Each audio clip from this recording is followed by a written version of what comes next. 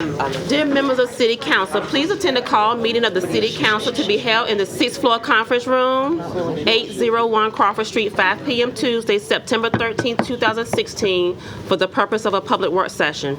In addition, you may consider a motion to go into closed meeting by order of the mayor. Mr. Cherry? Here. Dr. Edmonds? Here. Mr. Meeks? Mr. Moody? Here. Vice Mayor Simmons? Here. Dr. Whitaker? Mayor Wright? Here. Dr. Patton? Yes. Good evening, Mayor, Vice Mayor, and members of City Council. During this evening's public work session, we have two presentations. Our first presentation will be delivered by Dr. Michelle Woodhouse, Provost of the Fred W. Beasley Portsmouth campus of Tidewater Community College. Dr. Woodhouse will present a historical overview and update on the Tidewater Community College Portsmouth campus. It has been several years since a comprehensive update has been provided to City Council on the status and progress of TCC Portsmouth campus. Since opening in 2010, the campus has achieved many successes and enrollments initially soared. Dr. Woodhouse will share statistical data on enrollment, demographics, and the latest programmatic trends. With our second presentation, the legislative session for the Commonwealth of Virginia is in its preparation mode for the upcoming 2017 legislative season. Mrs. Sherry Neal, our Intergovernmental Affairs Manager, was called to Richmond to testify at the Virginia Housing Commission Work Group on disclosure for historic properties not covered by Homeowners Association, which is one of the city's 2016 legislative initiatives. In her absence, and it's after 5, and her meeting didn't start to 2, Mr. LaVoice Pace will briefly share with you her presentation regarding the timeframes and activities that will take place as we develop and you approve the 2017 state and federal legislative package. We will begin with Dr. Woodhouse. And the legislative piece is just a time frame anyway. Very just to give us That's an all. idea of That's right. where we're going. Okay, very good. Good evening. Good evening. How are you doing? Greetings, Mayor Wright, Vice Mayor Simmons, and members of council. Thank you so very much, Dr. Patton, for inviting me and for giving me the opportunity to come before you and to give you a wonderful update regarding Tidewater Community College Portsmouth campus. It really has been a long time before we've come before you and given you an update. The last time I believe where we've actually come before you was really when Dr. DeCroce was the president of Tidewater Community College. I do want to bring apologies on behalf of Dr. Edna Berry Colavani, who is the president of Tidewater Community College. Actually, tonight it's Tidewater Community College's board meeting, and so she is actually at the board meeting, and I'm actually here presenting as provost, of course, of the Portsmouth campus. And so I want to kind of give you somewhat of a historical perspective because it has been a while, and I want to just kind of make sure that you really understand, you know, from whence we become and where we are now. And so to kind of give you some quick facts a little bit about Tidewater Community College, you'll note that we are the 14th largest two-year community college in the United States. And I'm not going to go through everything. I'm going to point out some key tidbits that I think are very important that you need to know as I paint a picture about where we are now. We're the second largest provider of undergraduate public education in Virginia. And one of the things that we tend to talk about quite a bit as Tidewater Community College that makes us somewhat different is we're the largest undergraduate African-American enrollment in Virginia higher education and the 7th largest associate degree producer in higher education for African-American students, and ranked 12th nationally for accredited degree programs.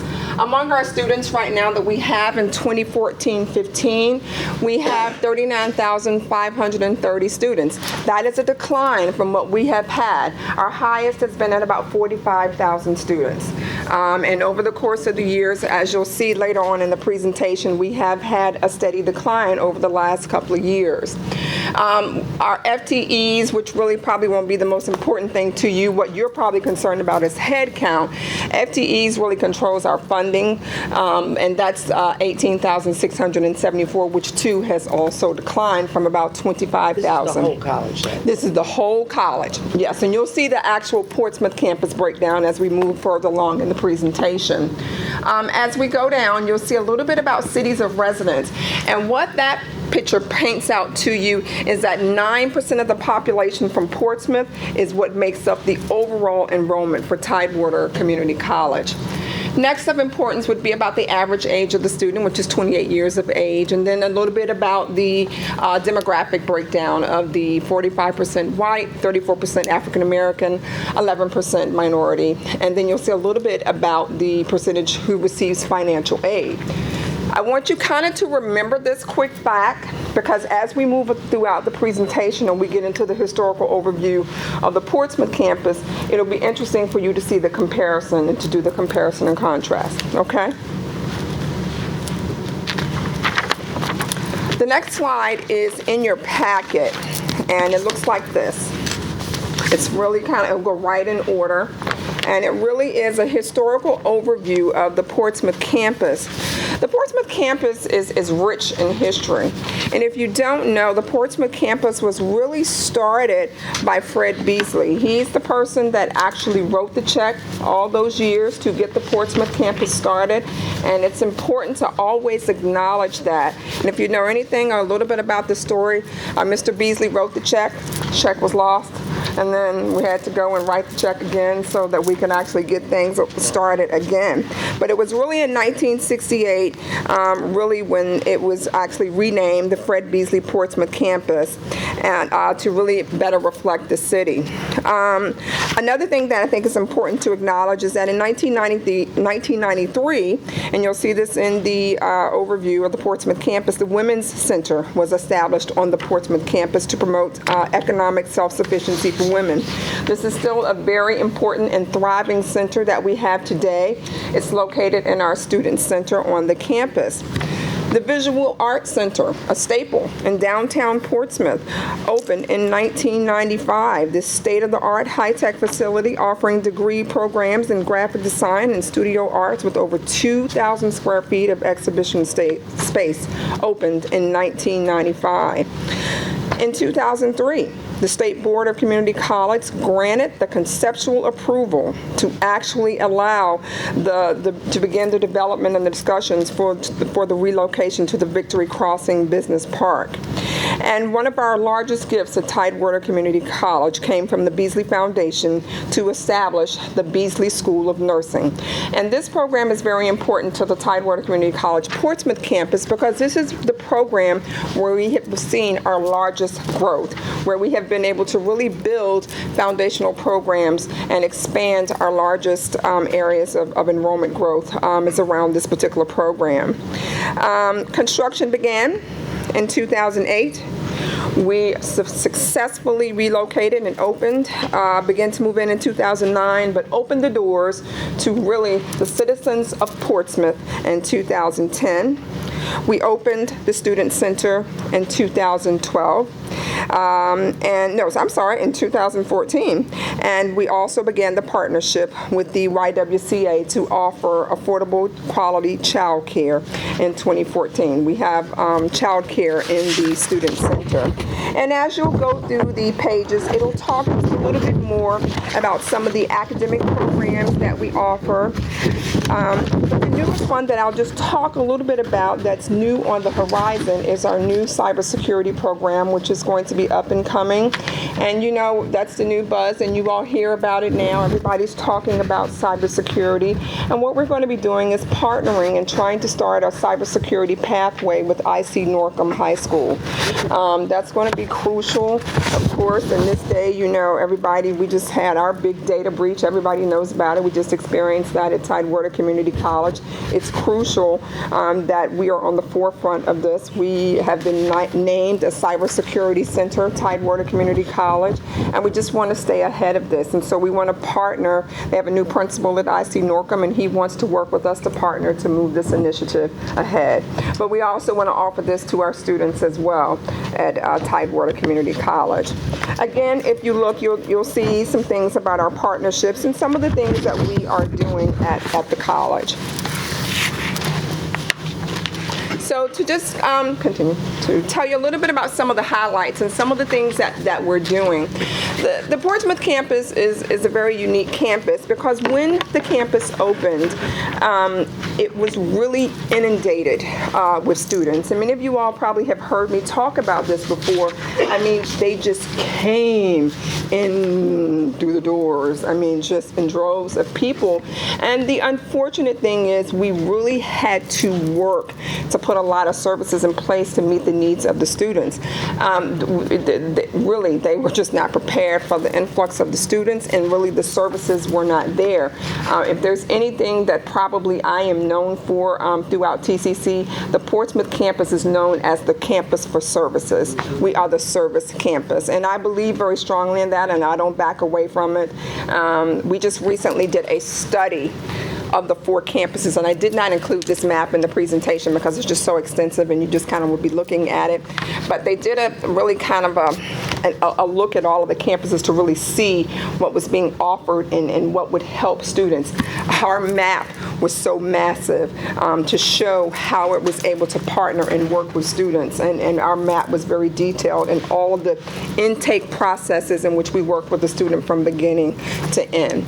So to talk about some of the student success initiatives that we do, we have developed and launched a SAP, or a Satisfactory Academic Process and Retention Initiative. What this means is we have, and you'll see this later in the presentation, about 64% of our students receive financial aid. That's a great number of students at the Portsmouth campus, but we have to help them understand why you're getting this money, that it's not quick money, okay? And we also have to help them understand that they have to be good stewards of that money, and they have to be responsible academicians and good students in order to continue receiving this money. The regulations with financial aid have changed so much. They can't drop in and out of classes anymore. They can't take yoga 12 times. It's changed, okay? But we have to now educate them on that so that they can fully understand it, so that they can be responsible for it, and we can maintain them and keep them in school. We provided focused advising. The big thing now is to keep them in and to maintain, to keep the students that we have. When those students came in 2010, we lost too many too quickly, unfortunately. And that's because the services were not in place. They came through the doors and they wanted to go to school, but just we weren't prepared with what to do to maintain them. We increased the number of first-year students attending orientation by 40%. They just were coming, signing up, and students are known for doing something called self-advising, just thinking that they can just look and do what they want, okay? And so we have to get them in the beginning. We increased the number of first-year students being advised by first-year success counselors. When I started in 2011, there was no office called first-year success. This is brand new. I decided as provost, I have my budget, and I can decide where I want my dollars to go. My dollars go towards first-year success. If I don't catch you in the beginning, I'm going to lose you. And so what I chose to do was to put my dollars initially in hiring the best counselors and advisors that I could hire to work with those students when they come through the doors, and that is in the realm of first-year success counselors. We have done great work with the public schools, and I always say anything I go to the superintendent and ask for, they just say yes. And so one of the things has been the starting of the Summer Bridge program, and we started that in 2013, and we've had over 100 high school students who transitioned into TCC to come through that program. We've also launched our Champions for Change Male Initiative. It's in its second year.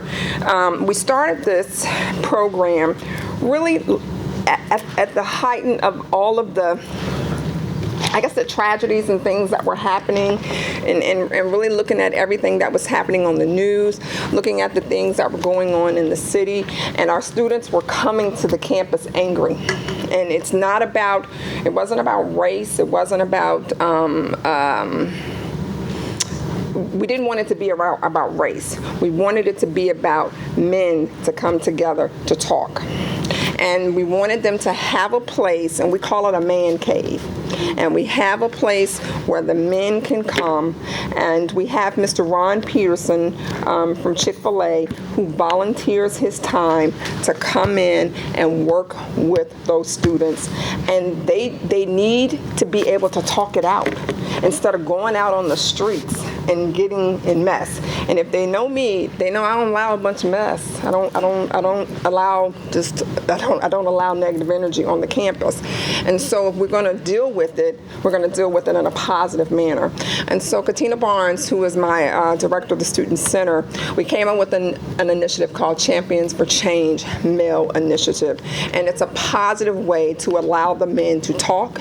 But we do so many things. We have our big women's center, but we didn't have a man cave, so to speak. And so this is our initiative of doing things that are just strategically for the men. And we try to do things. We have our Men Rock program. LaVorris Pace was one of our honorees. And so we do things like that to try to, to do things that are unique for our men, and so that they can see positive male role models.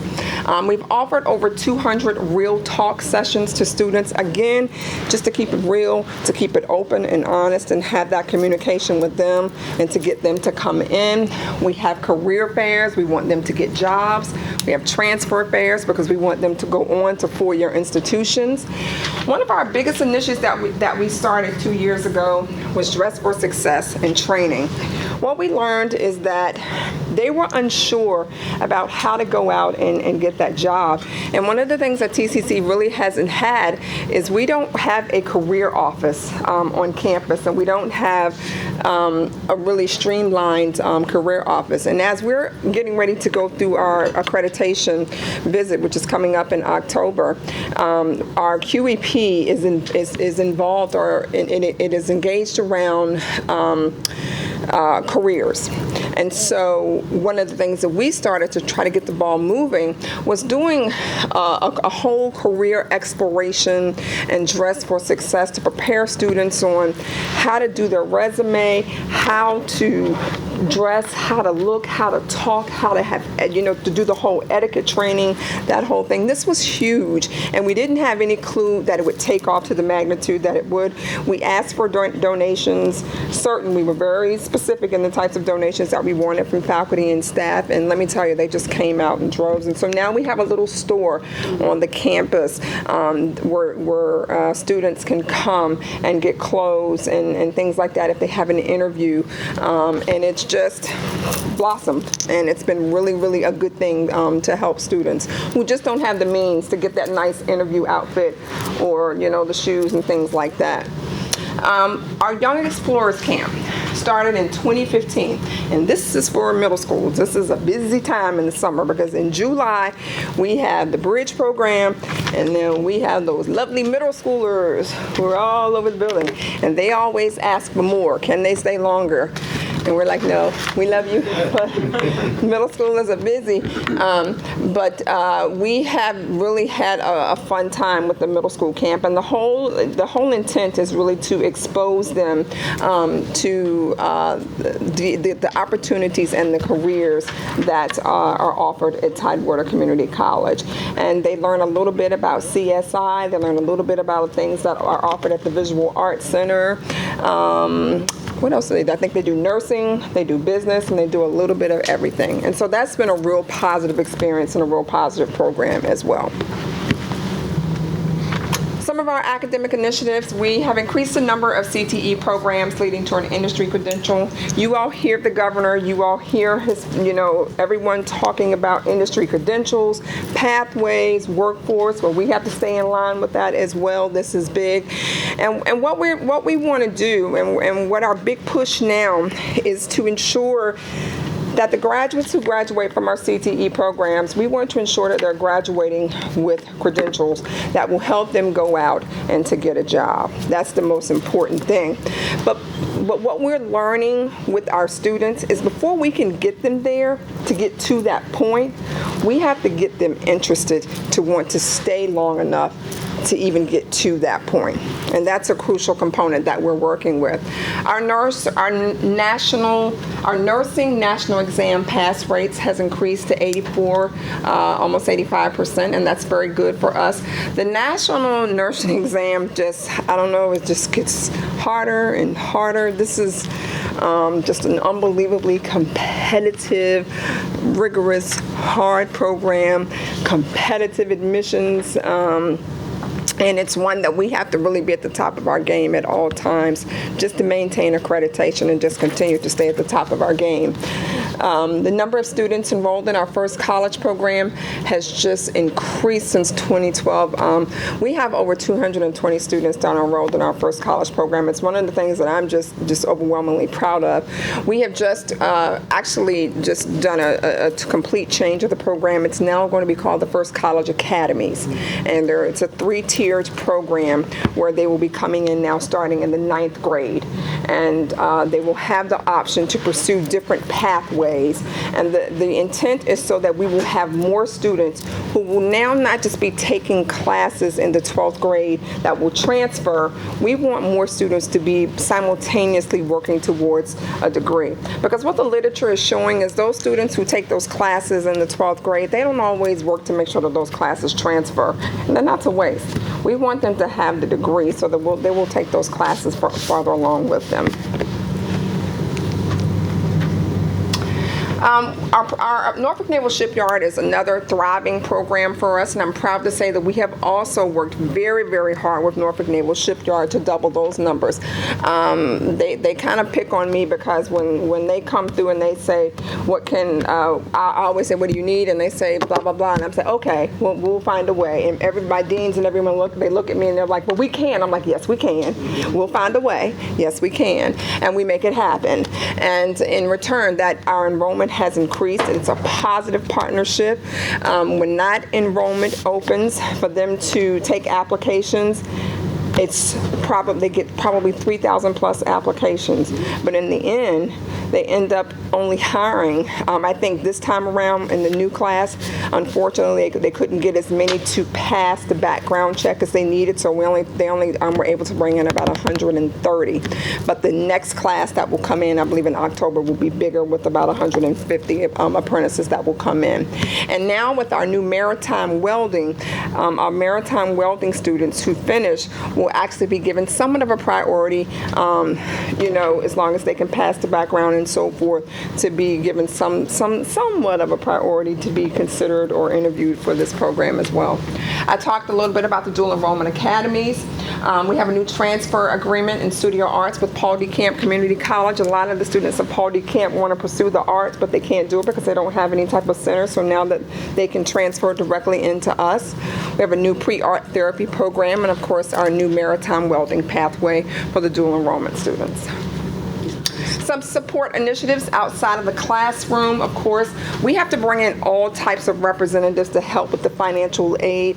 It's big, it's all-encompassing for the students, it's overwhelming for the students. And so with the EEOC, this is another way that can really sit down and work individually with students, because for me, I have to make sure that they understand, because they're taking out loans, and we want to make sure that they understand what they're signing up for, just as opposed to taking out loans and getting refunds. It is significant that they understand what they're walking into. We have a personal counselor on site right now. We have seen, unfortunately, a rise in the mental health issues, and this has spiked in recent years. And so we have had a need to have not just an advisor or a counselor. We have to have a licensed mental health counselor on site to work with students with these issues. We have vet success counselors, access counselors, open door, which these are all types of special programs that work with students. We finally have our bus shelter, and I have Dr. Patton to thank for that and her staff. I could just bow down and just jump for joy and just say thank you over and over and over again, because my students do not stand in the rain anymore. The faculty and staff came to me, and this is big for them, and I put it up here, but they wanted a workroom. We didn't have one, and so we made sure that they got one. And we have Apple TVs installed in all of the classrooms, and they just completed their training on that. And we just opened a campus writing and tutoring center. And so this is a big plus. So let's tell you some facts and figures. Let's talk about some enrollment here. So this is a historical trend, and you'll see this kind of a little bit closer because it's hard to see on this slide. You're going to see down here in 91, this is, the blue is head count. So just to pay attention up here. We were down here about 29,000. This is about 91, 92. And you'll see we kind of have our ebbs and flows. And then we spike beautifully about 2010. 2011 when I first started, it was great. 2012, and then we just been going down. So let's talk about why, because I know that's what you will ask. Well, what's the problem? What do we see? Well, it's a couple of things, and it's really hard to pinpoint. Trust me, we all scour over the data every single day, like why? There are 23 community colleges within the VCCS, and 17 of them are down, and TCC being one. And it is the majority of the colleges in this Hampton Roads region are down. And it's tough. Some are more down more than others, but it is very tough. So a couple of things have changed. The financial aid packages have changed, and that has made it much harder. You could get Pell 3 times a year, which is what the majority of our students receive, and you can only now receive it twice a year. Okay, so that's a big change. Okay, the GI benefits have changed, and so that has forced many to not continue.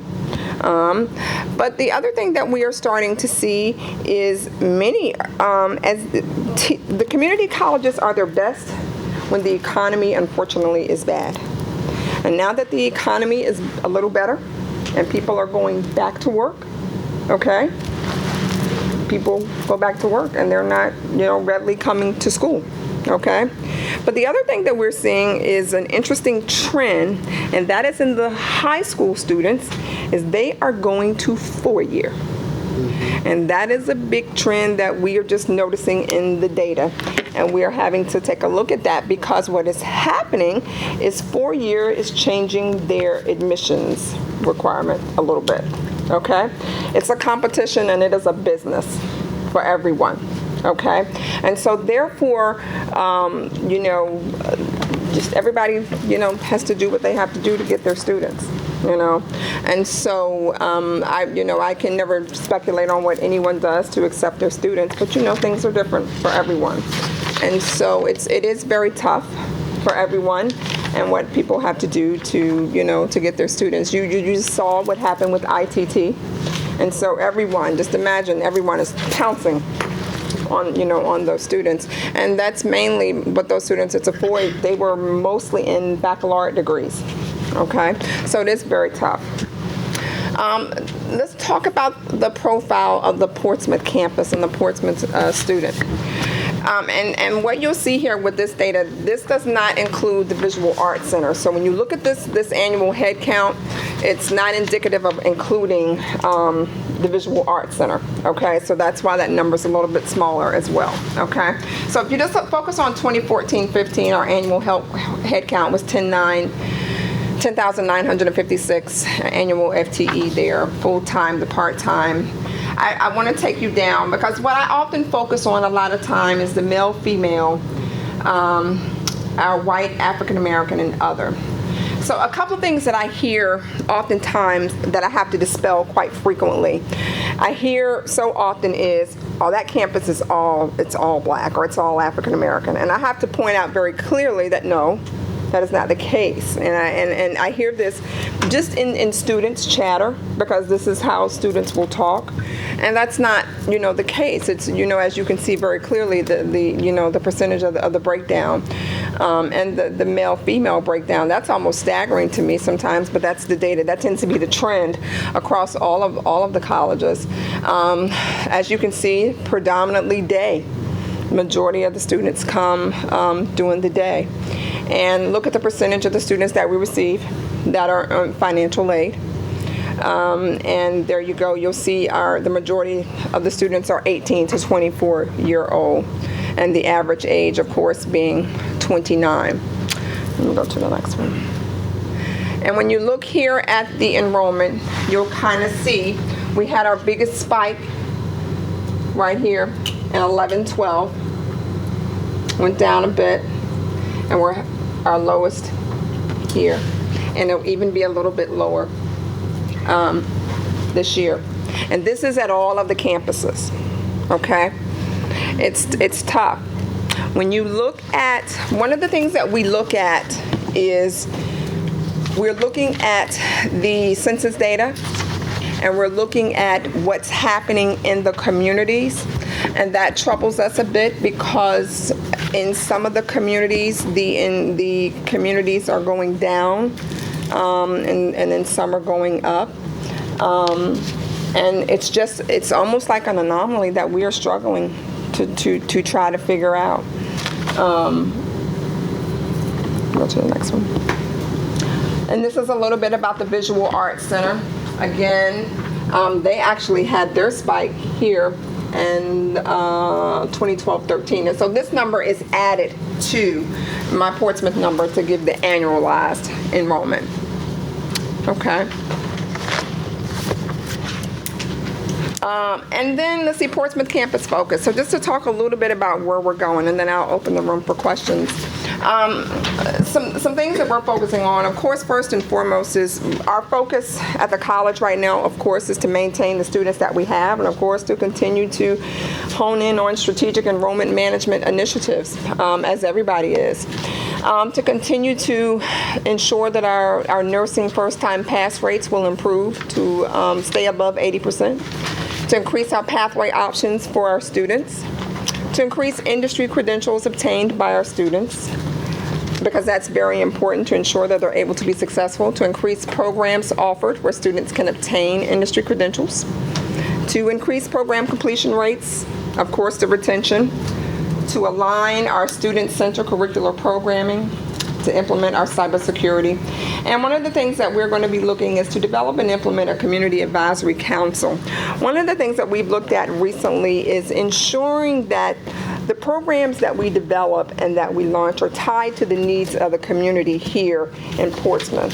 And that is something that we're going to hone in on now to ensure that that is there. And so that's going to be crucial to us as well. We are very important in noting that, formal learning happens both inside and outside of the classroom. And what we strive to do at the Tidewater Community College Portsmouth campus, and we're known for, is making sure that the student has a holistic experience. That is important to us. That is what we're known for. The students that come there, they love the Portsmouth campus. They're very happy that it is there. And it's a good experience for the students. What we try to ensure is that they have a positive environment. That campus is a beautiful, magnificent campus, that the academics are first class, that they are engaged. And when you have those three things, you have a student that is successful and has a great student success experience. I want to thank you for allowing me to come. And at this time, I would open the floor for any questions. Let me, first of all, how many 2+2 programs do you have on campus that are connected with, like, the local universities? The articulation agreements. Old Dominion. Because that whole cyber security thing with what Norfolk State is doing now with the federal government and with the state, it would be great if you would try to align some type of collaboration with them. That summer cyber camp we had here in Portsmouth, Norfolk, and somewhere else, I think the state paid for almost about 300 or 400 students. We may have had 20 or 40 here in Portsmouth that participated in that program, and they got a chance to go over to Norfolk State with all of their... So it's funny you should say that. When I was out of town yesterday, I got the email from my dean that said, I guess my dean came from Norfolk State, my new dean, and that was his thing, he wants to align it with the Norfolk State cybersecurity program, and I'm like, let's do it. Our 2+2 agreements are college-wide, so all of the agreements, of course, are college-wide. They are there. We don't have one in cybersecurity yet, because cybersecurity for us is relatively new, but I can tell you that is where we will go. That is what we want to have. We have them, the 4-year For career and technical, because cybersecurity for us is considered career and technical, it becomes a little bit difficult in terms of your SACS accreditation. Okay, and so what I mean by that is, whereas ours is in a CTE track and Norfolk State's is in a baccalaureate, we would have to ensure that we would have the same credentialed teachers teaching in the field as what they would have.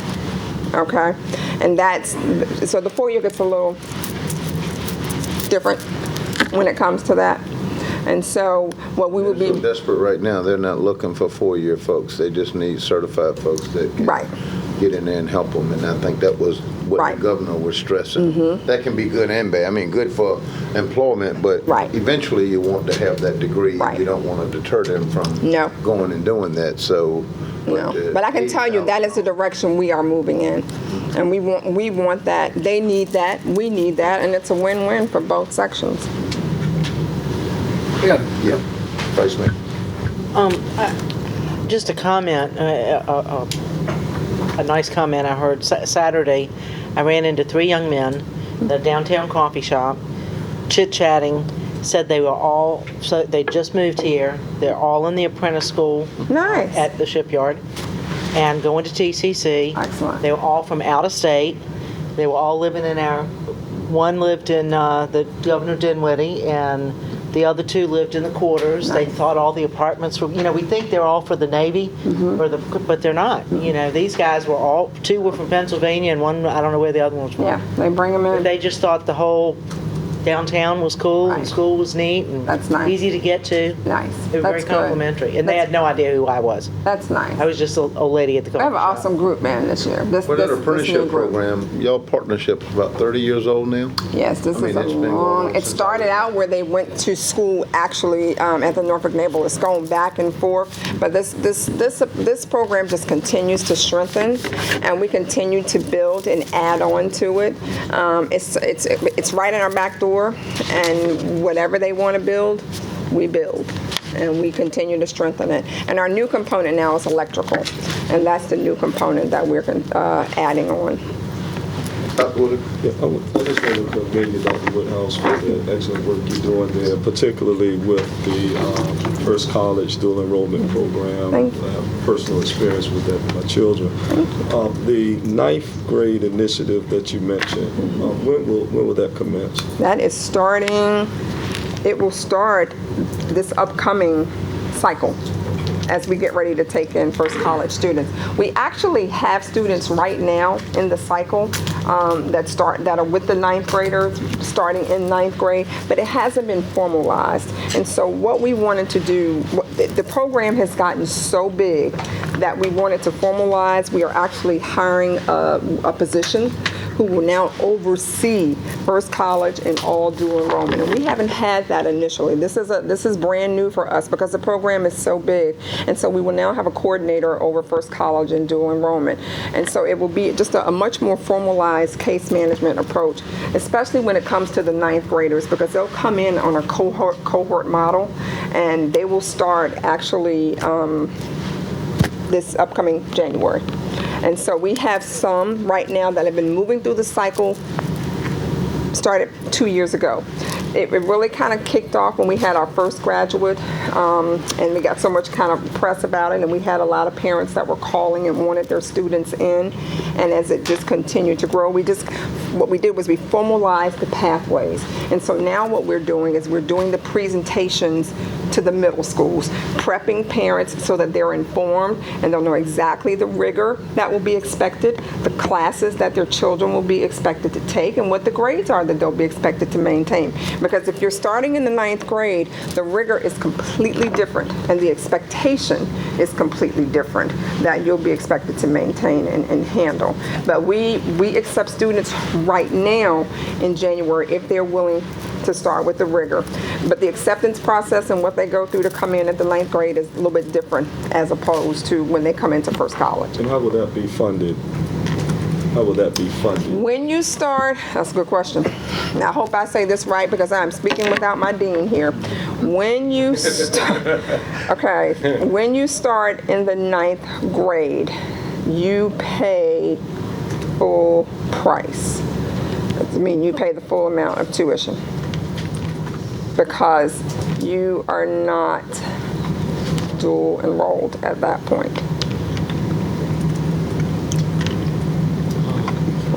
So is that a discussion that you'll be having with the school boards across the region as far as funding that so that different income levels can take advantage of it? Yes, I think that that's a big topic of discussion right about now. All right, Dr. Evans? As far as, Dr. Evans, as far as population is concerned, is there a larger amount of Portsmouth people that go to TCC as opposed to coming from other areas? Good question. So, originally, yes, and still there is a great percentage. We have about 46% that come from Portsmouth, but we started getting a great percentage that was coming from Northern Suffolk. High percentages that come from Northern Suffolk and the southern boroughs of Chesapeake that come in. Great percentages. And so just really started seeing that big demographic shift relatively in the last 2 years. Yeah. What we have started to see, though, is the decline of Portsmouth residents not coming. And so one of the things that we are looking to try to develop is going out into the community and working to help make sure that they understand and know, first and foremost, that the college is here, but working with them to feel comfortable enough to know that they can come to the college, and making sure that we have programs that are amenable to what they're looking for. I think for many, it's daunting, it's overwhelming, and they think that they can't do it. And so we want to ensure that that they know Tidewater Community College is for all people. We're an open access institution, and we're inclusive of all people. And so we want to ensure that we continue to get that word out in Portsmouth, because what we have seen is a decline of Portsmouth residents and an upswing from other communities.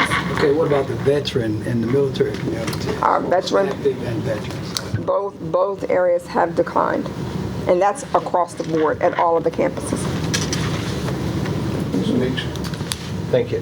One of the questions I had was where did the people come from? The second one is, on your chart, it was kind of disturbing. You had, did you go back to where your men and women, it was a huge difference in the number of females and males. I didn't know if y'all were doing anything to retain the children in the lower schools, or y'all, I mean, because if you get your male population up, that definitely your number will increase. Yeah, and you're speaking of the lower amount of males. Yeah, it's that number is a staggering trend nationwide. And one of I always talk about, I teach a graduate class on statistics at Norfolk State University. And one of the best papers that a student ever did for me was called The Lost Boys.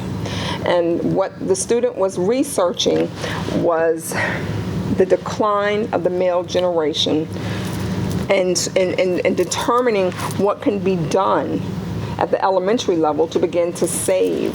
And I always tell my students, I tell anybody, if you want a dissertation topic, your topic is what can be done, because that is a national trend. And it's not a TCC trend, it is not a Portsmouth trend, that is a national statistic. That is a national trend. And I don't discount, I'm not discounting your answer, I'm just trying to paint a picture. Part of that because of the nursing school, isn't that predominantly female? Or it is predominantly female. We probably have, out of every graduating class, we will have 2 to 3 male graduates. But that's why, in the nursing school. But y'all also are doing electrician, AC. We do. Well, We do. y'all doing a lot of, I'm not saying women can't do it, but I'm just saying We do. it's more of a, So let me back up something and let me talk to you a little bit about that. So what happens with like welding and things like that, your graduation and a little bit about how that statistic is counted. which may skew it a little bit as well. Welding, HVAC, they drop in, they'll take 9 hours or 12 hours, and they won't complete. And they'll get a job, okay? And they will go. And so therefore, we lose them in the data count. Because they didn't graduate.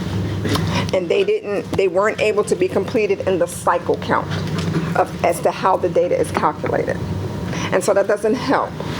Okay, because so often that's the anomaly when you all will read in the paper sometimes, and they'll talk about the graduation rate at the community college. You're going to always see that we are like all the way at the bottom. It'll be like some 11% or something like that, and you'll be like, wow, and it's like 45% maybe at some of the other schools, and that is because at the community college they drop in, they drop out, they drop in, they drop out, and it's always calculated based on first time in. Okay, and then you're tracked from that point. But a lot of times at the community college, you may come in and do 12 hours, and then we may not see you for 3 years, and then you'll come back.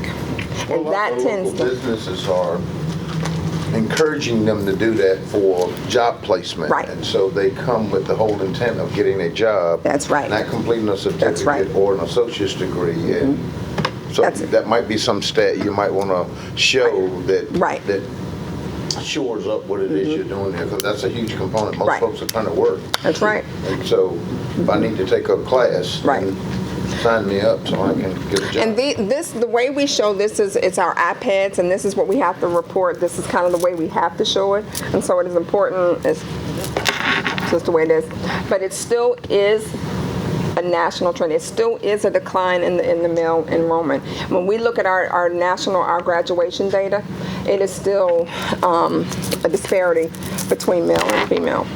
And that's why we do try to do things at the campus to have an emphasis on males. Moody? I think it's important.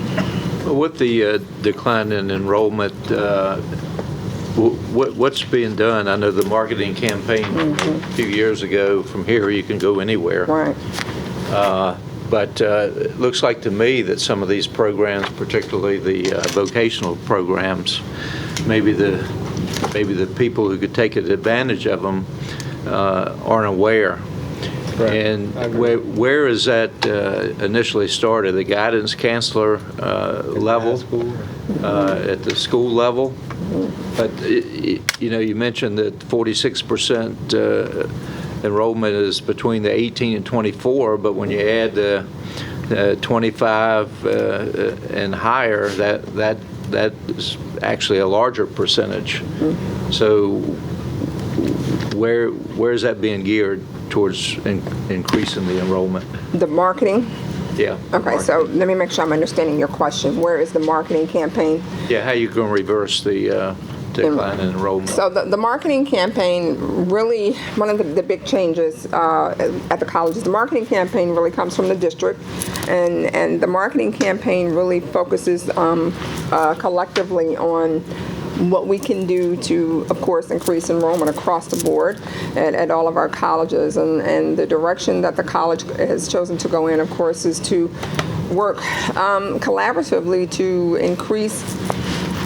Our big focus really has been at the high school level to begin to increase enrollment at that level.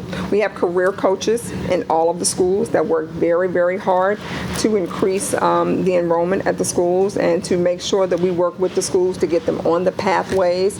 The Portsmouth campus is one of the ones that has the largest dual enrollment component. Of course, the marketing strategy changed. You remember From Here, Go Anywhere, and it's a different strategy and component now. And so it's, just trying to streamline and find the marketing niche that works for us now. Are you prohibited from doing something other than that district marketing with the local schools or cities? Is that you are? Okay. That's Just a very- problem. You've been challenged now by the four-year schools in turning their whole thing around, drawing those students that you would have gotten. Yes. Just a very quick question. We are a city without vocational school or program. And your ninth grade program that you're speaking of, those are for academic courses. Are there any thoughts, or can there begin a dialogue of how Oh, yes. we could possibly get some of our students who are in high school to get into these vocational programs that you have? Oh, and definitely. then finish with some skills to go on and get a Right. job after high school? Well, we do have students enrolled in CTE programs for dual enrollment. We have them in welding. We have them in automotive. We have them in. We've had them in AST. We don't have any, I think, this semester in administrative support technology. What we want to do now is to determine the best method, because we don't, like you said, have that career and technical school, is to try to determine the best method to bus them like we do. We bus them to the automotive center. So now let's bus them to the Advanced Technology Center so they can take advantage of some of those classes. And so what we're doing now is meeting. As a matter of fact, Dr. Bracy and I have a meeting coming up in the coming week, I guess it's maybe in like 2 weeks, to determine what does that look like and how can we make that happen, and what does the scheduling look like to see can we make that happen. And so those conversations are definitely on the horizon, because we recognize the need. Because if those kids coming to college and they get familiar with it, then the shock or the scaredness goes away. Yeah. They're used to it. Yes. And, I mean, we really need to do something to keep those kids. You know, I mean, it's a lot of seniors, they fall through the cracks. They do. They do. Many of them fall through the cracks, but we still have a lot that come to TCC and do great things and go on to transfer. We have a student that I want to end with, if you don't mind, that is coming back day after tomorrow, who was in our very first college class. We have a program that's called Call to Action that I started I guess probably in 2012. It's one of our biggest student success initiatives. And Mr. DeAnthony Hart graduated from Churchland High School. He was a kid that was kind of bounced all around with his family, and somehow he always says he doesn't know how, but he ended up in Portsmouth. And it was in Hampton, he was in Newport News, but he ended up in Portsmouth, and he ended up at Churchland. He thought he was going to be a basketball player. His story is just unbelievably compelling. And he attributes Miss Rosa Wells Garris, who was the dean of the first college program, to really helping him and giving him a chance. He wanted to take calculus. He didn't have the money. He didn't have the money for books. She bought his books. He wasn't too, he had a lot of struggles, but nevertheless, he made it. And she helped him every step of the way through every obstacle. He went on. He was waitlisted on his first try to Virginia Tech, and he tried again. He got in. He graduated. He graduated from Virginia Tech. He graduated from Penn State. He is a systems engineer for Mitchell Corporation in Northern Virginia.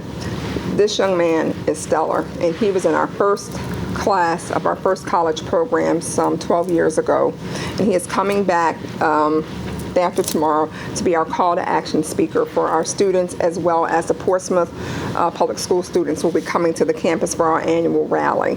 And it's those students that we want to recognize, and we want to talk about all the good and all the great things that can come out of the good that we do. Because see, he is what I call a success, and he did have what I call life happens to him. And he wants to give back, and he wants to do and is willing to work with our students. And I'm very honored and very happy that he will be coming back to work with our students, and wants to get them engaged in engineering. And he's already started a scholarship, and to work with the students. And so those types of things that we just want to continue to sing kudos for. And so, well, Dr. Goodhouse, we gave you an hour, and it was very informative. thank you for the hour. I didn't know. No, I think it's important, but I think we also need to make sure that we don't lose our focus on some of those students that are looking to attend just to find employment, because a lot of those students, once they get jobs and they understand how important getting that certificate or that degree is, that's why they come back in year 2 and 3 when you don't see them. And so we need to make sure we keep that door open. Right. Because I don't know how you count those numbers from Right. FTE standpoint, whether or not that helps you or not. Right, it does. It helps us in head count. It does. But it helps our community. But again, thank you for what you do. Those kids love you. We I love hear you that. too. We hear that every time, and I'm over there quite a bit on your campus. Yes, you are. We thank you. And it continues to be an honor to serve as their provost and to serve the citizens of Portsmouth. And so thank you for allowing me to come. Thank you so much, Dr. Very Patton. good. Thank you. Thank you. All right, now we will have Mrs. Sherry Neal did arrive, and she'll make a very brief presentation on the schedule. Got your breath? Hi. Get your breath. Straight from Richmond. Hot off the press, right? Just blew in the door. Yeah, that's good. Good to see you. Hi, it's good to see everybody. I'm sure most of y'all all know that was Mayor Bill Wood's daughter, Michelle Wood. Are we ready? Yes, ma'am. How are you? I'm good. I'm good. Thank you, Dr. Patton. Good evening, Mayor, Vice Mayor, members of council, staff. Oh, you there? Okay, I'm sorry. So this evening, I'm going to briefly share with you the calendar for development for our 2017 legislative packages. This presentation will focus on the legislative activities during the interim of the General Assembly session briefly, and the package development, and note some key dates involved in the process. When the Virginia General Assembly session ends, the work for the next session begins. This is a very cyclical process. The work is in the form of numerous committees, subcommittees, and special work groups studying issues that were either carried over from the legislation from that particular General Assembly session, needing more work prior to any legislation being submitted, such as the issue of local control and taxation over Airbnbs, or the ongoing commissions such as the Joint Subcommittee Studying Taxation and the issue of historic tax credits, which you're looking at now to determine whether they're going to just continue historic tax credits or if they're going to change the way they're allocated. There are also work group meetings, such as the one I attended today, on subjects such as local control over 5G wireless expansion and our historic district disclosure request, which is the meeting I was at just a little while ago in Richmond, and our request regarding expedition of expungement of juvenile and adult records. So pre-filing for bills to be considered by the upcoming General Assembly session began in July on the 18th. It ends in December. We began soliciting for submissions for consideration in August on the city's webpage. So, the upcoming General Assembly session, this is going to be the short session. It's a 46-day session where tweaks are going to be made to the past budget year, FY16, the present FY17, and the upcoming FY18 budget. The $1.67 billion shortfall that the state has experienced should not, from what we're being told so far, impact FY16, but it is going to impact 17 and 18. We'll know more as far as what the impacts may be to local governments when the governor meets with the joint money committees in October. And of course, although this is a short session, there will be thousands of pieces of legislation we'll need to address. The first session of Congress, of the 115th Congress, begins on 5th of January after the swearing in of the new president. So here are some key dates I want to share with you. On the 19th of September is your community meeting. What we're doing a little bit differently this year is that for those citizens that have not had an opportunity to submit something online in the month of August, we're going to have forms at your meeting where they can actually fill out something and leave it that evening. That would be the last time I will be accepting any submissions for consideration.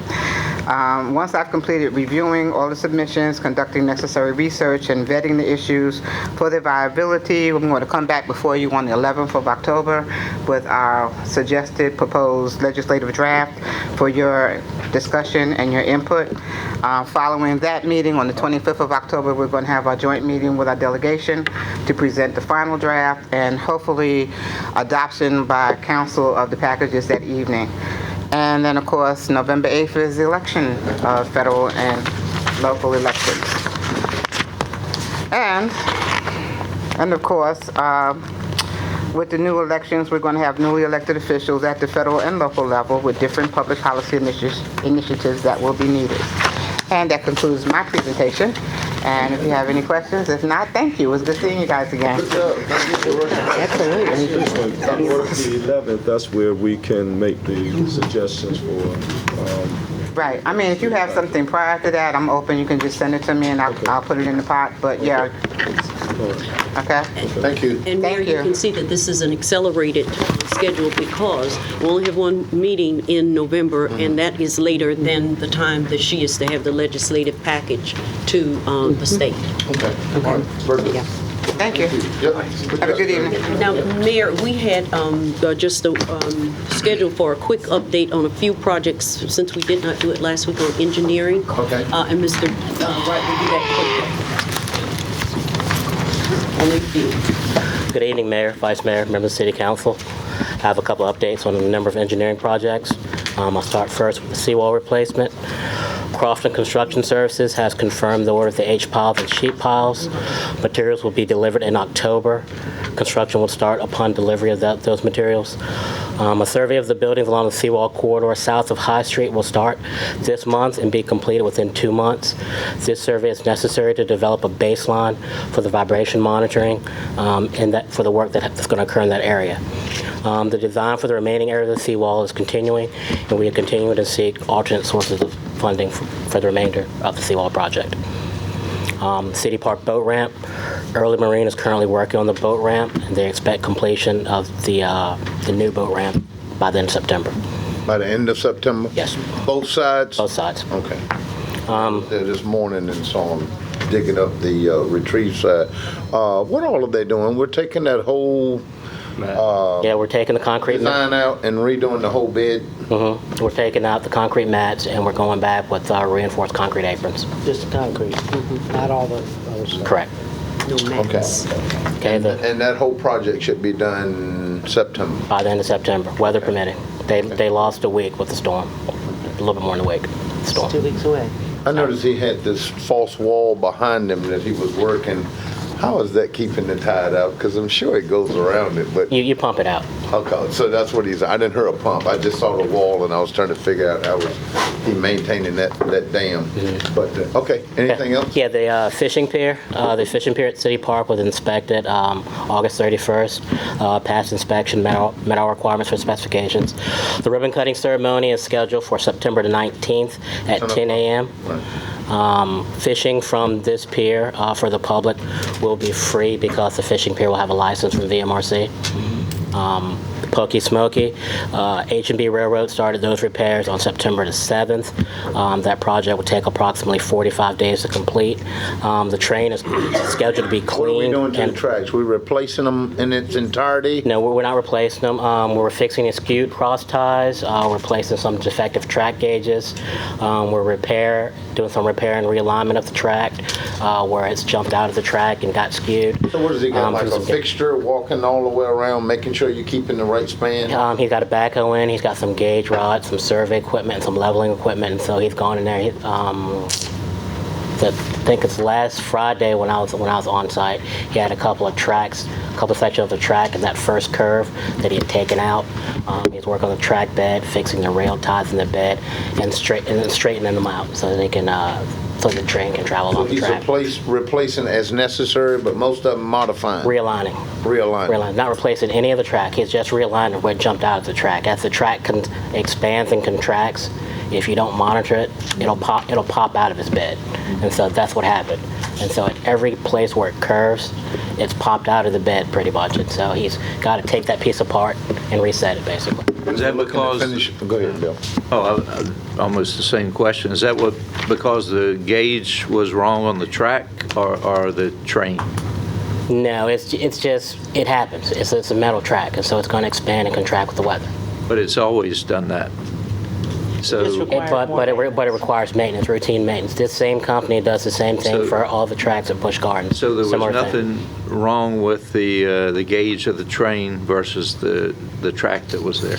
No, sir. Probably if it was inspected at a more frequent basis, you'd have been able to catch it before it got this bad. So it was just deferred maintenance Yes, problem? sir. Okay. Yeah, that's interesting because they said there were two different types of Yeah, that's not what we heard. specs, right? So the specs on the the wheels on the train did not match the Gauge. track that we had. There was a different gauge or something that caused it. That was the first report, so we'll see. We just want to finish it. Okay. When are we looking at being done with this? About 45 days, so 45 days. middle of October. Kids will be hauling and training again. Church and bridge replacement. The bridge replacement project is just past the 60% design stage. We're going to deliver 2 submittals to VDOT for review this month.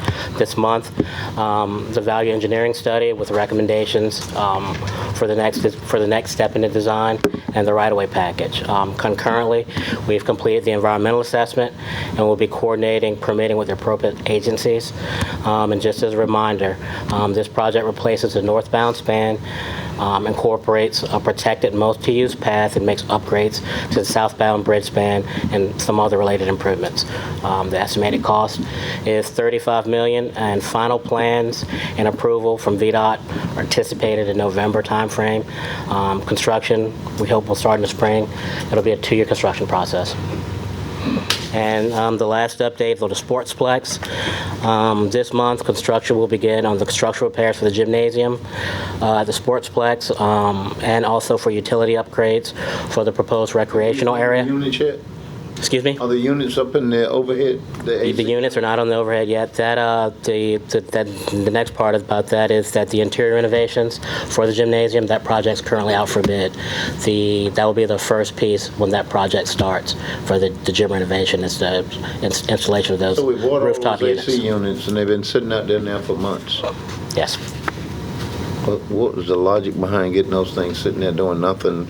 If we've got to do the structural, The federal we had the expenditure. foundations and all that stuff in the overhead to rest them on, or It's a federal expenditure to meet a timeliness area or lose federal funding. So, I get it. I'll get it. Okay. but they're on pallets, so they're up. Yeah, I know. Right. Covered? On the Fishing Pier, we're going to address the handicap parking and also the need for some trash receptacles out there. Yeah, we're in the process of upgrading some of those amenities. You have 4 handicap parking spaces that were installed yesterday. Pads for a couple of benches will be installed sometime this week, with the benches to be installed sometime shortly afterward.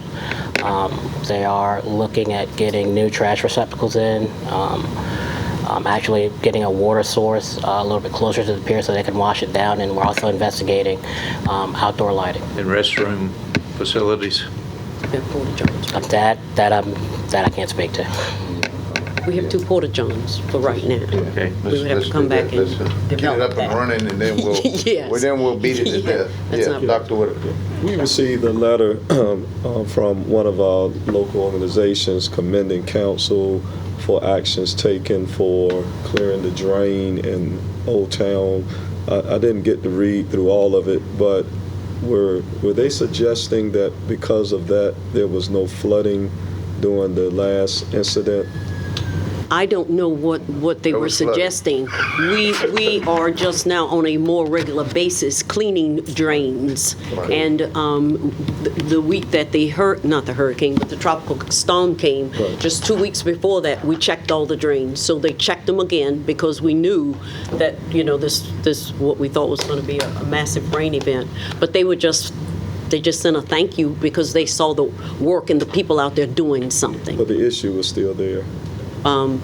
Yeah, it wasn't as bad. It But I don't didn't think it was as flood. bad anywhere, not just there. Right, so that's why I was curious. So in other areas of the city, are we also cleaning those drains out? We're cleaning, that are we have a experiencing- drain schedule for all drains. Okay. It's not just Old Town. Right. Yeah. No, I saw some crews Yeah. out in Brighton and Yeah, Prentice we're all Park over. Yeah. prior Right. to. Addressing 2 or 3 drains on guys a more shoveling regular up and cleaning. basis. Right, okay. Thanks, Mr. Lastly, if we could, I know we met, the captain of the Truman came, and I had asked them to come up. I know that's Yusuf area. They're still concerned about the personnel. They've got about 1,500 people parking over there off of that Burton's Point Road. We're working to accommodate them. I think somebody called just the other day. Evidently, the crush and run that we're putting there is washing out. They wanted to know if there was something else we could do besides the crush and run. Is the gravel more sturdier or something that could? Because of the condition of that railway, there's not much you can do. I told them You're we gonna would have to constantly you're gonna have to monitor it. continue to go out there and. Yeah, okay. Well, But stay on top of that. They were very appreciative with what we done. Okay. What we do with the areas, did we accommodate them on those? There was a meeting the week afterwards with EPA, the Navy. I don't know if a city rep was there. I wasn't personally able to go, so I don't know if a city rep was there. They had my notes and some notes from Jeff Harper, who's a civil engineer, senior civil engineer in my office, to work towards a pedestrian access plan, some signage, and some other things. And so that coordination piece is ongoing. Okay, good. Well, they were very pleased with the actions that we had taken, but it's a mess over there. Well, you know that, so we just need to stay on top of it. And All right, yes. lastly, thanks, Mr. Wright. Lastly, Mayor, in our public hearing tonight, we have 5 public hearings. And I want members of council to know that during this meeting, the presentations for those public hearing items will be presented by 3 planning staff whose members have had oversight of the project. So Mr. Baldwin will not do all of them. There will be he and 2 other staff members who have oversight. That's good. Yeah, just want you to know. You saw different people jumping up. Yeah, very good. All right, that concludes the items on the agenda for tonight. Okay, liaison report, yeah. I have a question. Oh, go ahead. Before we get, this wonderful report you gave us about the printing Yes. in our last briefing, at our next work session, could we talk a little bit more about Yes, this? I could have him Because present we it. just killing trees and Right. color, ink and all that. And I talk can about include that. how we can cut that down. That's pretty. Yeah. All right, thanks, Thank you. Vice Mayor. We'll do Okay, that. any other liaison reports? Yeah, Dr. I have a Edmonds. report. By this time, all of you have probably heard about the change in the guard at the Hampton Roads Regional Jail.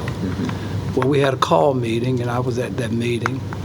And superintendent that was currently there holding temporary position there because he had already submitted his retirement, but he was asked to stay there just a while longer now during that time, and he did. And so to get things moving in a more positive direction, the committee voted to change the direction they were going and asked if he would retire by the 1st of October. And he would stay there and be replaced by Sheriff McCabe. Norfolk, yeah, in Norfolk. okay. And it was voted upon that he would do that. And he agreed, the present superintendent agreed to do that. Not to say that all things considered were caused because of him, the current superintendent.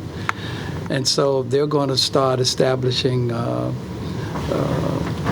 group from each city that's a part of the Hampton Roads Regional Jail so that they can get a better grip on what the certification is and what qualification and the job experience of who the superintendent will be when they come in. They have already initiated Waters, I believe it was, I didn't bring my notes. They were looking at 2 groups to look at for hiring process, and they're already geared up to do that. And McCabe is doing it with no charge, no extra. He's just going to stay there and have everything together so when they do select a person, that he will get Smooth off transition. He will get off running in the right direction. It was good what they did, but I felt like when I got to the meeting, they had already done it. They had already did it. Let me get that grammatically right. They had already carried on. And so when we was given the opportunity to speak and to say something on it, everybody was in agreement with McCabe becoming it. And all the sheriffs were present, except from Portsmouth, but everybody else was there. And so you probably have it in your email. The paper didn't give you all the finer details to it, but you know how the newspaper is. And what about the team that we're putting together to do an assessment as well of what's going on now so we can make sure that there are no other potential things? Isn't there folks from each one of the cities being on this assessment team as well?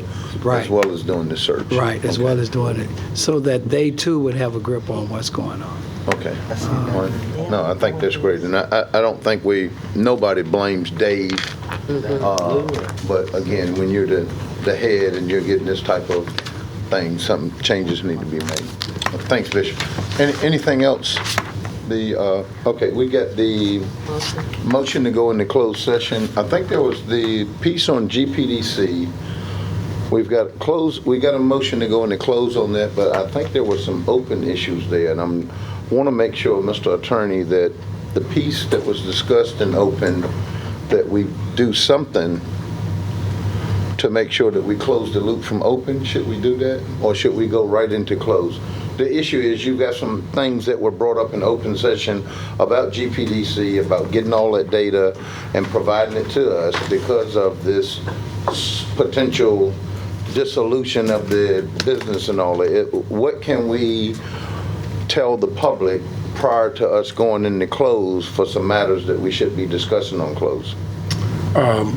Mayor, I would say that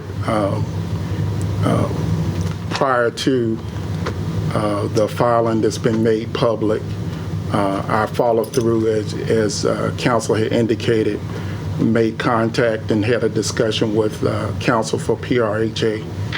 Also requested some additional outstanding items from the city, as well as obtained documents and began the process of determining how best to lay claim to and identify funds that were due and owing to the city. In the interim, as we had that discussion, I was waiting on some additional documents in order to try to flesh out that picture for the city.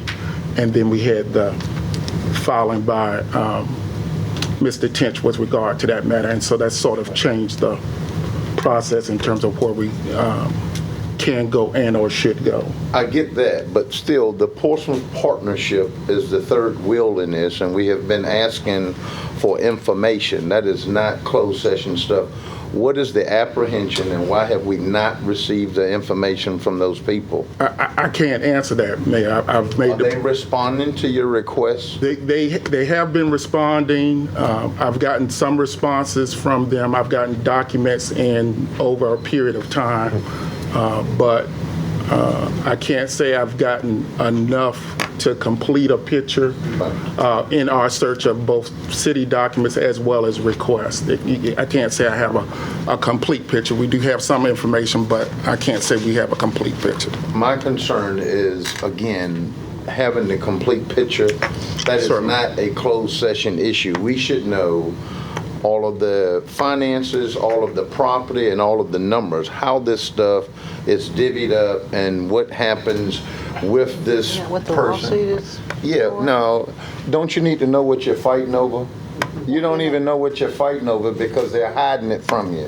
So no, that's not what it's for. Vice Mayor, once the receiver gets into it and does an audit, but you've got a partner that doesn't even want to give you the information you need to even know what it is you're looking at. That's not contained in the filing? Some of the information, as I mentioned to you all, some of the information is coming in. Again, all of it is not complete in the most knitted fashion. And so we've gotten some information. We've talked to everyone involved. We asked for it, and so we get pieces and responses, and then other issues come up, and we have to kind of piece it together. I've asked Finance Department, of course, to try to complete a picture from our perspective, to work in coordination with PRHA as well as everyone else to try to complete it. Well, the filing's a public document, so Certainly. that piece should be shared with the public. Right. Certainly, and Did they have a letter of satisfaction? there was a certificate of satisfaction for The Holiday Inn site? for the a BB&T, I believe, loan. I don't have it in front of me, so I don't want to speak out of turn. Shouldn't that have checked all the boxes there to get that satisfaction? That was for $7 million. That was for approximately $7 million. Yeah. with regard to if we're talking about the most recent filing, the filing is a request for a judicial dissolution as well as appointment of a receivership. That is what the most recent filing is. But there's $200 in cash in the filing that's part of the public document, and there are other things that part should be made public. I mean, the public can go down to the courthouse and get it. But Certainly. Yeah. I think we should be more transparent than that. We should be able to Well, discuss that's it why at I this want us to meeting. have discussion open with the things that we should be discussing in open before we went into closed. Okay. But the information, gathering of this information should be all public, and there should be no apprehension on either of the parties' part to be able to give us the data that we need, and so that's what's disturbing. Yeah, Bishop. Being a part of the liaison for PRHA, they're tying his hands up. And I believe that somehow or another, we're going to have to demand from those who are on that committee that they just can't hide things from us. First of all, I'm still not satisfied with the way they did Hal Sharp. Me neither. Me either. I have a problem with that. And the longer we let it linger, we're going to continue to have problems like he is, trying to get information. They can't shut us out because we're the ones that appointed them. Yeah, but no, this is the part we're talking about shutting out is the Portsmouth Partnership, which is the third wheel in the GPDC group. It's the PRHA, the city, and the Portsmouth Partnership. Understand. And we're not getting that. Then there's a whole other issue with the Housing Authority Board. That's not what we're discussing here. Yeah. Right, yeah, I was going to say, those are two different issues. With the PRHA board has nothing to do with the What we're request talking that about we're here. talking about. We're trying to get Are you getting stuff information. from the redevelopment housing? Hold on. Let's stay on the floor. I'm concerned that I'm hearing that two council members mentioned to you, attorney, that there's a letter of satisfaction. As the liaison, I don't know about a letter of satisfaction, nor PRHA has mentioned anything about a letter of satisfaction. So how do two council members know that you have a letter of satisfaction, but the whole council doesn't know that? He's talking about the certificate of satisfaction. Right, the certificate of satisfaction that BB&T has been paid off. There, Is that what you referred to? right. That information was Boxes got to be checked. provided, and I'll have to look and see when it was mentioned. I think it's been mentioned once or twice before, as well as I've shared it with counsel for PRHA, the actual document. I know there's some questions surrounding it and whether or not that closes the loop in terms of that issue. So are you satisfied that the letter of satisfaction indicates that the $7.2 million went to pay off that loan, or that the loan is paid off? Dr. Whitaker, as I've said from the beginning of this situation, there are a lot of documents, there are numbers, and because of the historical nature of this, I am reflecting as best I can until we can. No. What I'm trying to make clear, because what is being suggested is that now that there's a letter of satisfaction, that means that we have documentation that the $7.2 million went to pay off the loan. The letter of satisfaction, what I'm asking you, does that indicate that's where the 7.2 went, or does that just indicate that the loan has been paid off? It tracks an amount of concern with regard to the city. I'm not ready to say what it does or does not do, but it reflects the amount at issue. Part of the problem, as Bishop has mentioned. No, that's why I'm not. See, I'm using a specific figure, and I'm asking, did the 7.2 go to that? Here's the problem, though, Doctor. We're talking about a number of transactions over several years. Even the documentation may be $20,000 off here or wherever, so there may be fees or whatnot. I'm not in a position right now to track every dollar and cent with regard to this, so I can't speak to that. As far as a settlement statement that showed where all the money went, we don't have anything that tells you that. Hold it. Mayor, I don't. What I'm trying to get is every document that we can find historically to match up with regard to these matters. But you don't have the settlement statement. I don't know that, I don't have a settlement statement. I don't know that there is a settlement statement. I wouldn't have reason to have it in my hand at this point. Well, I have this. you would have reason to have it because documents have been requested. They have, and here's the situation, though, Doctor, as you can understand. When I've mentioned this before, as you try to put these matters into context, there are pieces and parts that come in, and there may be pieces and parts held in the hands of all three parties. I've asked, and we continue to try to follow and put all of those things together. It takes time to put the comprehensive picture together. If we ask for pieces and parts, it will come out in pieces and parts. It takes some time to put it all together, is what I'll say. Certificate of satisfaction, how do you receive that? I've gotten that. I've received it. No, I'm saying, how do you get that from the bank, the lender? You pay it off. You pay something off, correct. Right. And I'm not disputing that, Councilman, and as you the know. settlement should be at your courthouse so they can charge your taxes and stuff like that. When I buy property, it goes right to the clerk of court. Well, and again, I'm not, again, we're asking about pieces and parts of a process that we are trying to do comprehensively. That takes time, that takes cooperation, and we have, of course, none of these entities are obligated to act in conjunction or hip to hip with everyone. So as each person moves in a different way, we try to get, as best we can, a comprehensive picture. And to answer the question, I try to answer the question for this body as best we can and protect the interests of the city with regard to what's going forward. You know, for 2 months, we've been sitting here still talking about $7 million, what it was used for. You know, if those documents, and they should be in the courthouse, if they aren't made public soon, the certificate of satisfaction or whatever else that BB&T wants to furnish on where the money went, I think the state police needs to come in and find it because it's obvious that this body and the people we have in leadership cannot find it. And when a bill is paid to a bank off of a lien they've had on a piece of property, by golly, there's paperwork involved. Which body are you referring to? And we haven't seen it. Which body are you referring to? What do you mean, which body? You said evidently. I'm talking about the lien holder. Oh, you said evidently these leaders in this body can't. Well, you've been through innuendo and everything else indicating that $7 million was missing.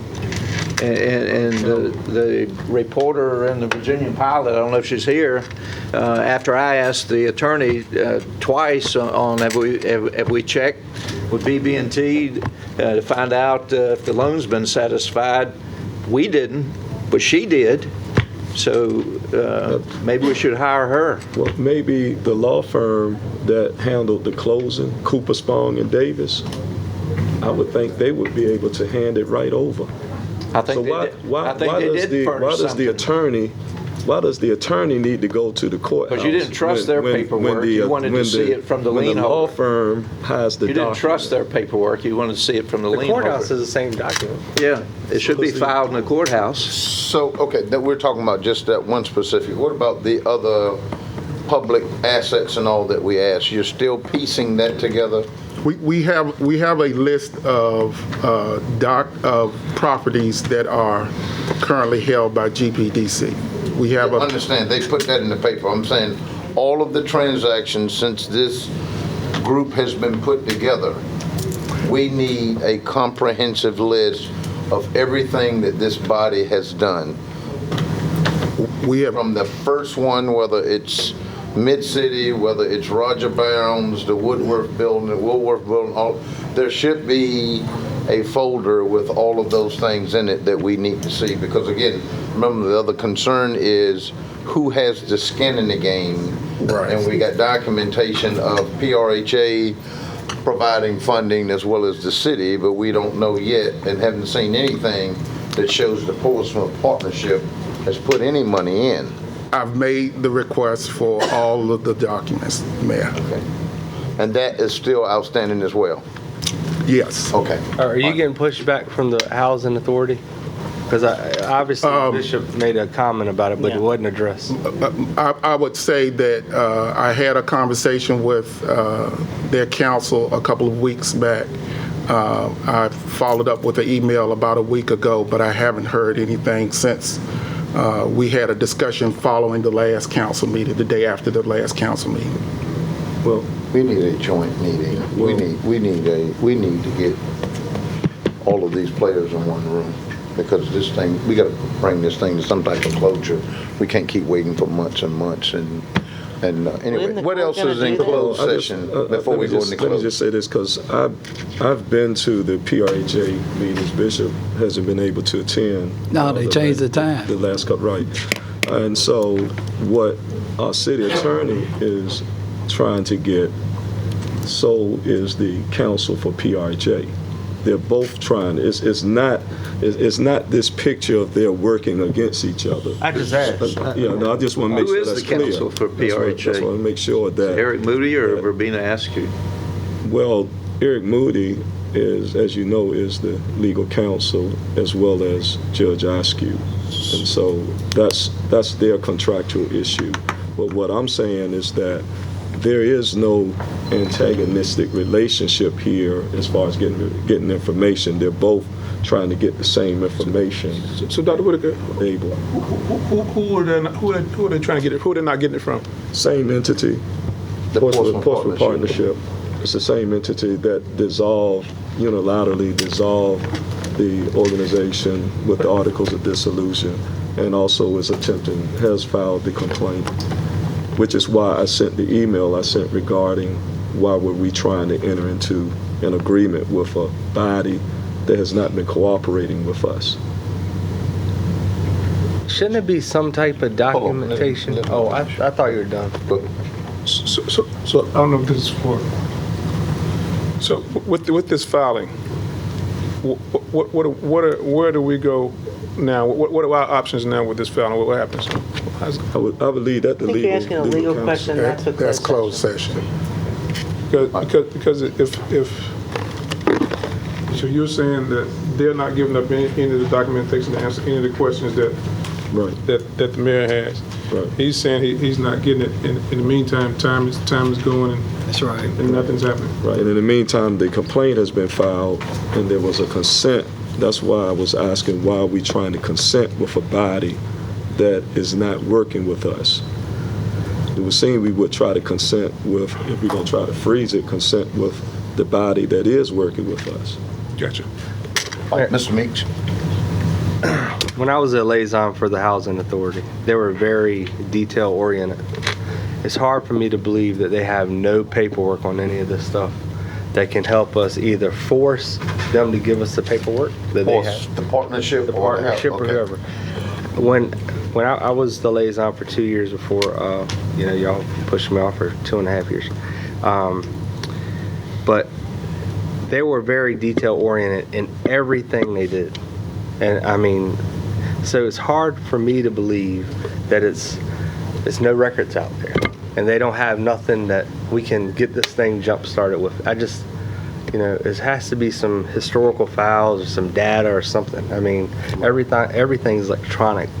Right. And I just, it's hard for me to believe. We'll agree on that, and I think that's what. But legal counsel can't walk into PRHA, log into their computer, go into their files. What I'm asking, what I'm saying is, I can't believe that the redevelopment housing doesn't have anything that we can at least push them in the right direction with. Well, do you understand what I understand what you're saying, and you would think they would, but the parties that have that information, even some of the documents that have been recently given by PRHA staff were not originally given in the original request for documents. So when the attorney is asking to go through this data, she wasn't given it, and that's why she drew the conclusions. She wasn't given it from PHRA? No. Well, from the minutes and the records that she was researching, where they are, who has them, and all of that, I don't know. I'm just saying her assessment was made based on what was provided, which was quite a bit of stuff not there. And I think that's where the ball got started on, we don't have any records on the missing money and all of that. It wasn't the money, it was there's no records and there's nothing showing in providing this. Is that what? Right. Even the information that you're speaking of, the attorney has not received all information requested, even from PRHA staff. That's right. That's right. That's what I'm saying, even from staff. Okay, So- and I think that's what he That's was, exactly right. that's what he was saying. That's it. No. That's part of it. That's not a board issue, though. That's a staff. That's a right. staff issue. Right. That's not what the I was board. trying. Still, they haven't answered him. How long ago has been since? No, not the. It's not that the board has not answered him. It's the request for documentation Right. from Portsmouth Partnership. Didn't you ask for some information from PRHA as well that you haven't received? I have, and I've made those requests through council, and was expecting some a couple of weeks back. I knew she was out of town, and I'm still waiting for some others to see if we can sort of compare notes in terms of getting information. So yes, I am still expecting at least one other round of exchange. And if if the attorney doesn't have it, it's not because of the board, it's because of staff. I just want to make that clear. It's a staff issue. Okay. Now, you mentioned on the other one from that partnership, they mentioned the young lady was out on vacation. The reason why you couldn't get that data, that young lady's back now? No, that was PRHA counsel I was mentioning. That was Attorney Askew that was out of town. Okay, now what about the other one? Is it Bria or No, did you get that information, or are you still waiting on the stuff from the partnership? I have not. I'm still waiting on some additional information from requests directed to Mr. Tench. I don't. Yeah, I don't make the You don't need distinction. to beat the horse dead here. All right, anything else? All right, we got a motion to go into close. Somebody want to read it? Mr. Mayor? Yep. Before we do, it's 20 minutes to 7. I'm going to suggest we do one of these, and for a change, let's start our 7 o'clock meeting at 7 o'clock and come back and finish this when the meeting's over. Is there a motion? Somebody want to read the motion to go into closed session? Second? I'll read. We can handle this expeditiously. I got it right here. Move to go into closed session pursuant to Virginia Code Section 2.2-3711A.7 for the purpose of consulting with legal counsel employed by the city on specific matters requiring the provision of legal advice by such counsel, specifically regarding the city attorney's regular report to the city council on activities of his office and pursuant to Virginia Code Section 2.2-3711A.7 for the purpose of consultation with legal counsel pertaining to actual or probable litigation where such consultation in open meeting would adversely affect the negotiating or litigating posture of the city, specifically regarding David R. Tench versus the Greater Portsmouth Development Corporation, filed in Portsmouth Circuit Court as a case number CL160022722-00 and pursuant to Virginia Code subsection 2.2-3711A.7 for the purpose of consultation with legal counsel pertaining to actual or probable litigation where such consultation in open meeting would adversely affect the negotiating or litigating posture of the city, specifically regarding potential claims by the state of William Chapman and pursuant to Virginia Code Section 2.2-3711A.1 for the purpose of discussing and considering prospective candidates for and appointments to boards and commissions and pursuant to Virginia Code subsection 2.2-3711A.1 for the purpose of discussing and considering the performance of appointees, specifically regarding council appointees. Is there a second? All right, Dr. Wood is second. Okay, Madam Clerk, call the roll. Mr. Cherry? Yes. Dr. Edmonds? Yes. Mr. Meeks? Mr. Moody? Yes. Vice Mayor Simmons? Dr. Whitaker? Yes. Mayor Wright? Yes. You're in closed. All right.